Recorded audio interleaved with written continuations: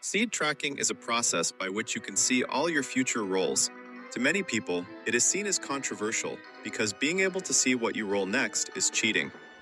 However, Battle Cats is a single player game, and ultimately, you get to decide how you want to play it. There's a lot of back and forth talk on why you should or should not seed track, which is why I present to you, should you seed track in Battle Cats?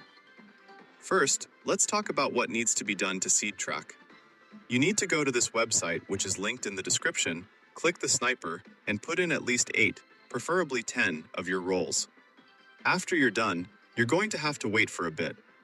Waiting time depends on what events are on, and are usually the longest when there is a guaranteed 11 draw or fest event.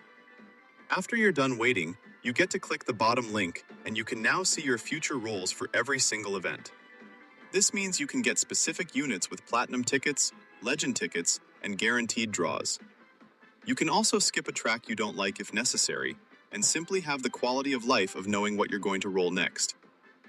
Let's start off with the pros to this. You can not have to rely on luck anymore. You can progress through difficult parts of the game more smoothly, and you can collect units easier. Some cons include that it takes away from a lot of the excitement, breaks progression, and might make people judge you. Here are, in my opinion, cases where I don't think it's ideal to seed track. I wouldn't seed track if in the early game, as it is likely that you will end up stuck on a certain stage with too weak of units. Another situation in which I wouldn't recommend seed tracking is if you don't play the game frequently. This is because in this situation, a lot of the excitement you get from the game is through the gacha system, and that excitement would get ultimately removed. Also, if you enjoy the idea of getting something completely random from your rolls, it is obviously unwise to seed track. Now, I will be talking about situations in which I would seed track. First, if you are far into the late game and are playing for collection purposes, I would seed track, as spending a large amount of cat food to get 0 unique units can be infuriating. Second, if you grind this game for long periods of time, I think it is justified to seed track, since your playstyle is centered around getting far fast.